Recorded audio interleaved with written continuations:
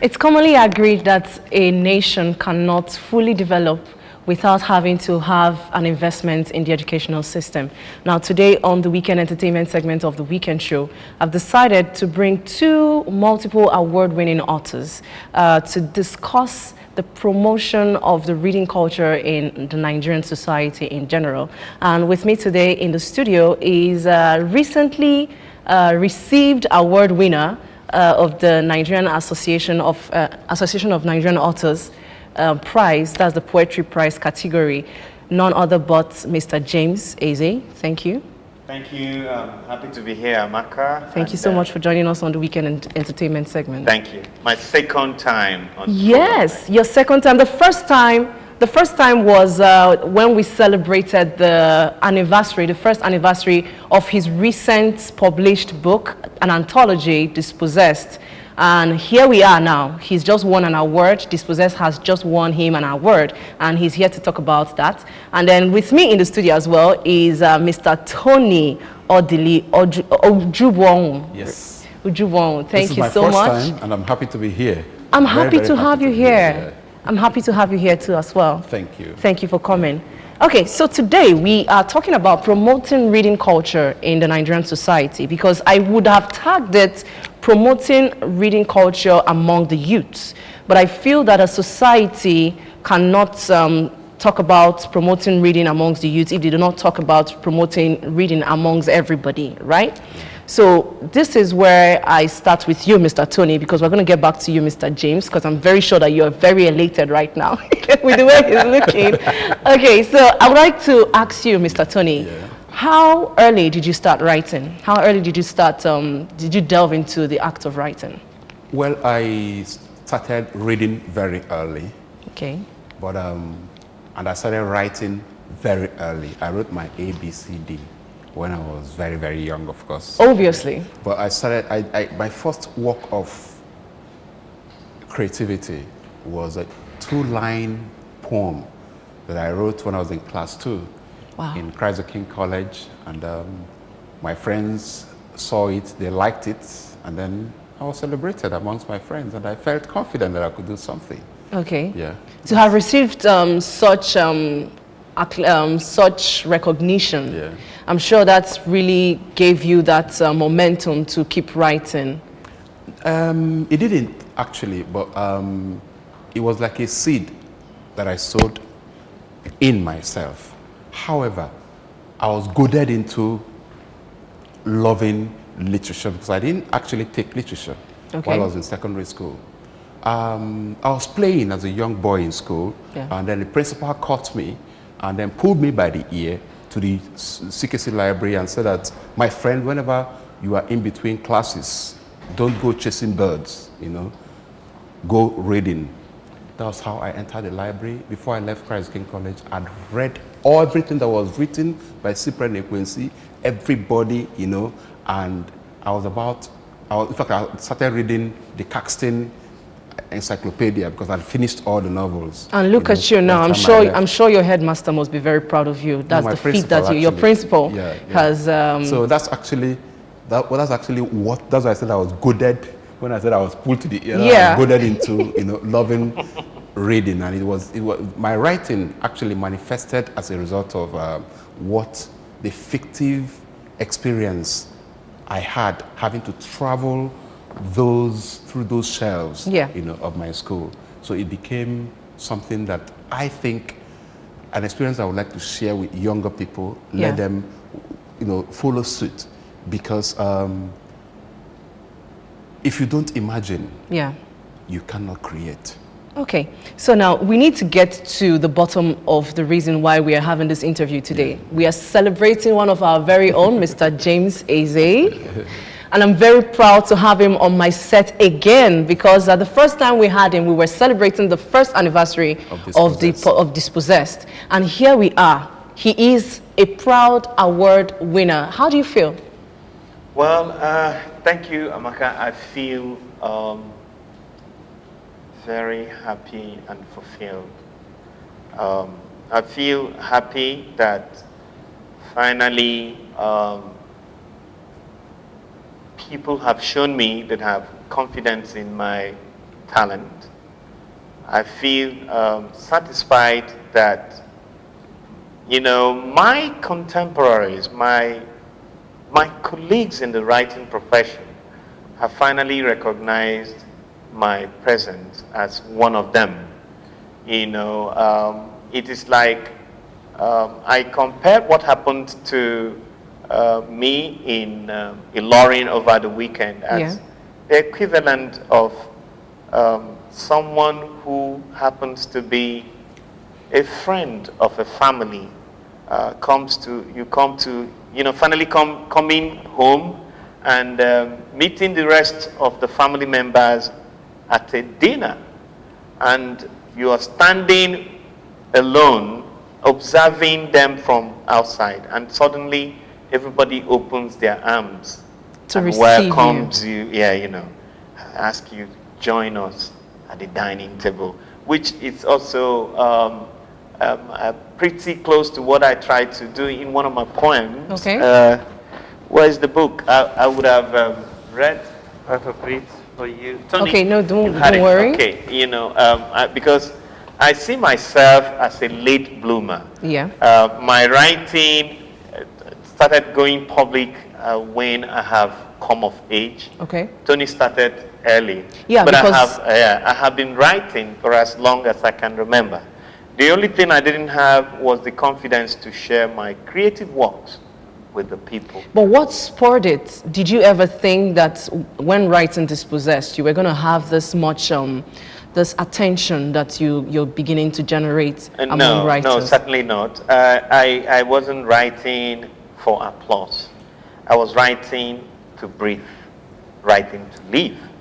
You know, because for me, even if there had been no recognition of my effort, I would still have written.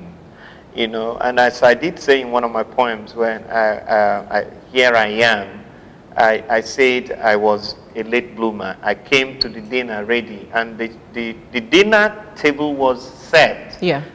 Okibo, Neruda, you know, all the famous poets. I imagined myself arriving that place, and they were having a dinner already. And I was asking in one of my poems, will there still be a space for my desert of metaphors? Wow. Will there be space for me amongst accomplished writers and authors?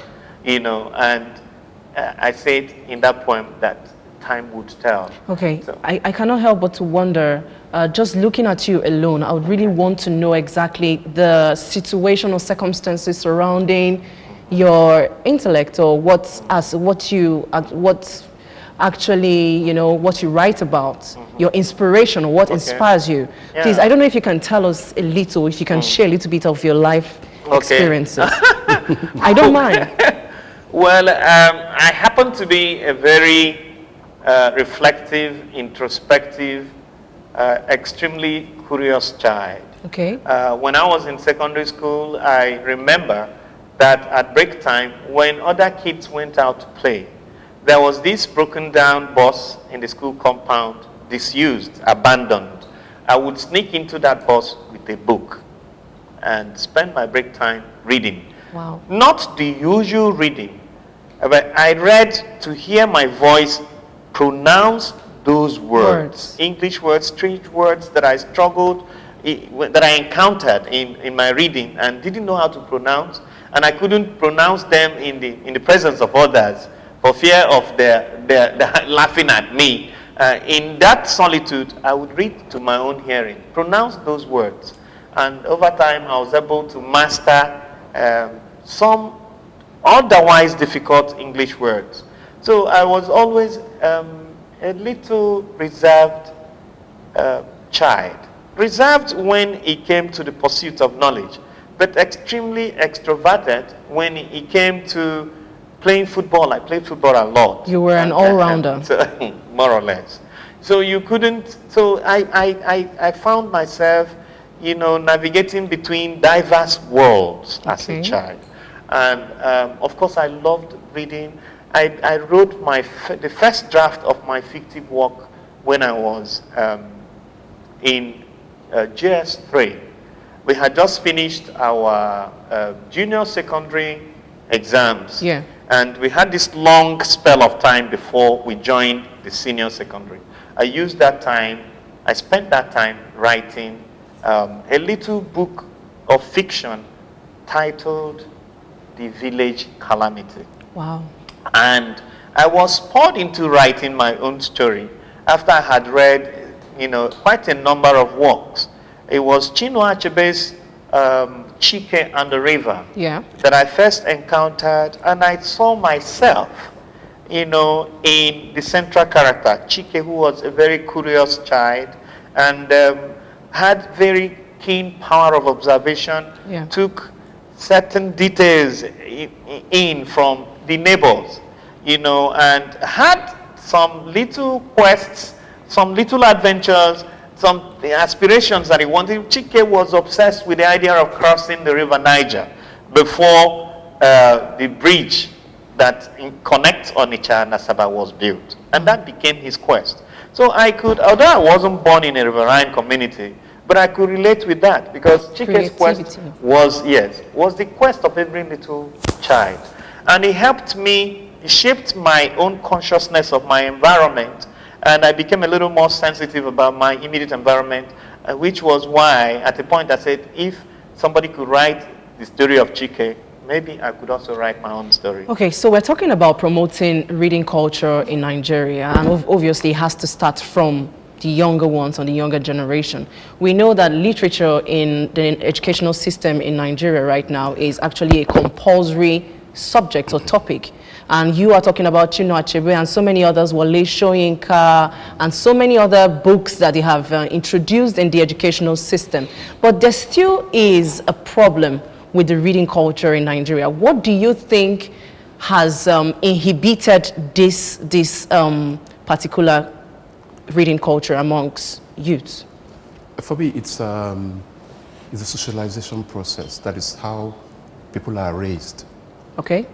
If we, in a culture where people prize and take pride, on things like imagination. Okay. If stories are being told little children, when they grow up, they will seek reading stories. Why the first generation of people read a lot of books was because their fathers and their mothers told them stories in the evenings. Their uneducated parents told them stories in the evenings and opened up their imagination. So when they saw books and realized that inside books are full of stories, they guzzled it. But our own generation as parents, how many of us read to our little children? So the children grow up, see books as part of what they need only in schools. Yeah. They read to pass. But if parents, from when you have a little child, you begin to read to that child, the child will grow to know that there is something mystical about this material called book.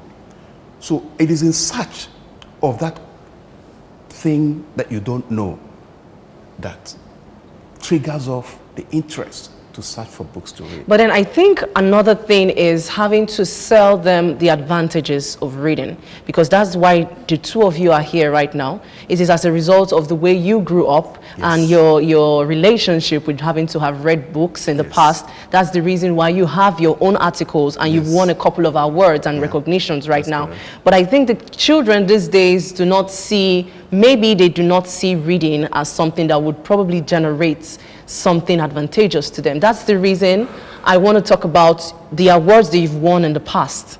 Now let's just talk about the books that you've read and how many awards that you have. I cannot help because when we were talking outside or behind stage, you were telling me a lot about how you wrote books and then it won this prize, Wole Soyinka's prize for literature and this and that. Please tell me all about it. Okay. My first novel, Pregnancy of the Gods. Okay. Like James said, we all wrote. He wrote in after JS3. I wrote in JS2. Okay. At our time, it wasn't the JSs. Form 1, Form 2, or Class 1. Yeah. So, but I found confidence to write during the breakdown of life in Nigeria, almost like the kind of lockdown you have. That was in 1993, when there was when there was when Abiola's election, you know. So that was when I started writing. But by 2006, wow, the book was ready. Pregnancy of the Gods was published, and the moment it was published, it received instant, you know, acclaim. Writers loved it, and that same year, it won the Anna Jacaranda Prize. Wow. Then, 2 years later, my second book, Treasure in the Winds. Treasure in the Winds won the Anna Chevron Prize on environmental issues. Then, my third novel, Pride of the Spider Clan, was published in 2010, and in 2011 it was nominated for the Wole Soyinka Prize for Africa, and it won the Anna Prize, Prose Prize for 2011. So, and recently, last year, I wrote a non-fictional book that's called Sons of a Priest. Okay. You know, it's I'm really happy that I have this section with you guys, because I feel like we're three colleagues having to have graduated from University of Benin, English Language and Literature. I totally understand what you guys are talking about. Yeah. Now, when people say books, we're talking about dramatic text, not novels. That's correct. But now we have someone who has written an anthology. Yeah. Now, he's based on poetry, and you are based on writing fictional, non-fictional books and novels and the rest. So before I get to you, I'd like to talk about James. What exactly do you think, you know, what's that peculiar thing or something special that you feel may have gotten you this award? What do you think? I wouldn't, I wish I knew what the judges saw. But I think that Dispossessed thematically addresses the plight of my people. I think it's difficult for you to ask James to talk about his book. Why? Why do you think so? Because he didn't judge himself. Yeah. Okay. You know, so, but if you ask me to talk about James's book, okay, please. It's easier. If you were a judge, what do you think? The judges saw maturity in language. Okay. And he has eyes he had words that could create sight. Okay. And he touched on issues that impact, contemporary issues that impact on lives, be they romance, the environment, problems that are being faced, you know, history of the Igbos and several. So he touched key, you know, key elements, you know, of society, things that are going to keep conversation, you know, going on. So I think that these are the key things is judges must have seen in Dispossessed. And you keep nodding. You keep nodding. Yes, yes, yes, yes. When you write your books, what is behind? What's behind? What's the idea when you write your poems? What exactly did you hope to achieve with them? When I write, because that's one way of asking me, why do you write? Yeah. You know, and what actually informs my writing. A lot of times, I write to give expression to an inner pain, an inner confusion, an inner turmoil, evidently instigated by things that are going on in the society. I'll give you an instance. When Tony said my writing, you know, finds resonance with things that are going on in the society, I recall instantly my poem, Teardrops on Ozobolo. Okay. And we remember the incident of Ozobolo 3 years ago in August 2017 when 21 worshippers were gunned down in church. Yeah, you mentioned that in your previous interview. Yes, yeah. Exactly. So that resonates with, you know, the moment. I also remember that one of the poems that I enjoy looking back at, relishing what I did, was my tribute poem to the Igbo landing. You know, a documentation of the arrival of Igbo slaves in Atlanta in May 1803. You know, and how about 75 of them decided, when they realized that they had now arrived the New World, But the reality that was in front of them was a life in slavery. They decided to commit suicide rather than continue that life in slavery. So you find such themes. Then the title poem itself, Dispossessed, is a poem of 5 parts. Okay. Engaging different major issues in Nigeria, from the Civil War to immediate post-independent Nigeria, to Africa, post-independent Africa, to the global, power structure where we now have to contend with China, trying to economically enslave Africa, and recolonize us a second time. I mean, there are some East African countries that are heavily indebted to China already. And not quite long ago, there was this crazy headline that Nigeria had been sold to China.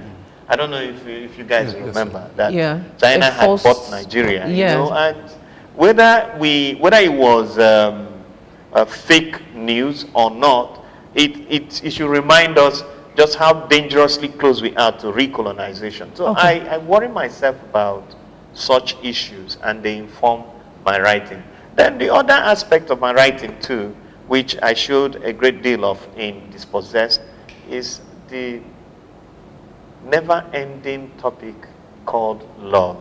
Okay. Although in our world today, the youngsters amongst us will tell you there is nothing like love. It's quite unfortunate. And I laugh at them because if only they knew. Tony's first attempt to ever express himself. A 2-line poem. Yes. And he struck home. Yeah, he did. He did. He achieved whatever purpose that those 2-line poems he wrote did to the lady back then. I wonder where she is right now. But you know what? I think it's time that we'll be going on a very short break. Okay. Because when we come back, we are going to be reading the poems, some of them, some of the very ones that you would like to read out, to recite. And I'm sure that the listeners or the watchers, the viewers would enjoy James Eze's, some of his poetic devices. Anyway, the much anticipated video to the hit song, the banging hit song, Big Fish, is finally out. And the artist who announced it or showed snippets on his social media handle, that is CC2 himself, decided to, entice us with the video itself. So we're going to be taking Big Fish, and then when we come back, James Eze is going to be reading or reciting some of his poetries for us. So thank you. Dollars and the pounds when I party. When we pull up on a special attack, my guys the Pawoski and Yadira. Dollars and the pounds when I party. So boys, CC2 and your heart attack. And I pull up on a special attack, my guys the Pawoski and Yadira. I'm all about the paper, hope we go no. I thought by the pass, evil self devil no. I dey grind for myself, I'm all about the hustle. I put in work together, no can't wait no go. Hey, with my big dreams, I'm all about the paper, I'm a big fish. Hey, with my big dreams, want this shop, I'm a big fish. Hey, with my big money, I'm all about the paper, I'm a done dada. Hey, with my big dreams, want this shop, I'm a big fish.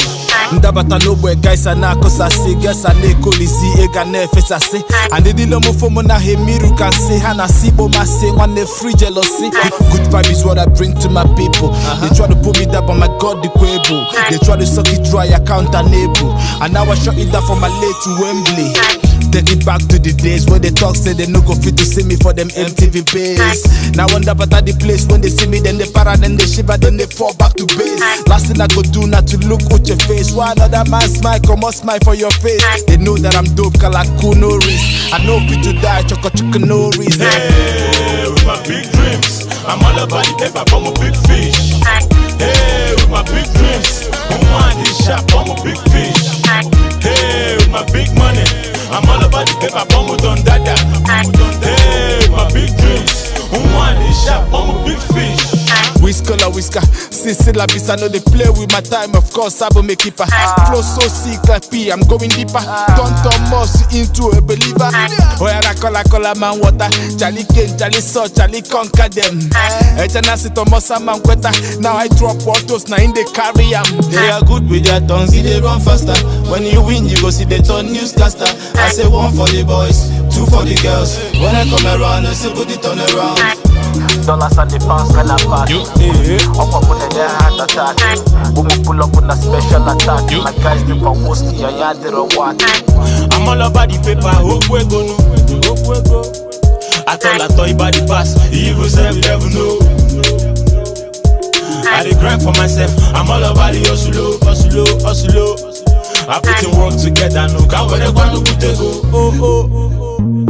Hey, with my big dreams, I'm all about the paper, I'm a big fish. Hey, with my big dreams, want this shop, I'm a big fish. Hey, with my big money, I'm all about the paper, I'm a done dada. Hey, with my big dreams, want this shop, I'm a big fish.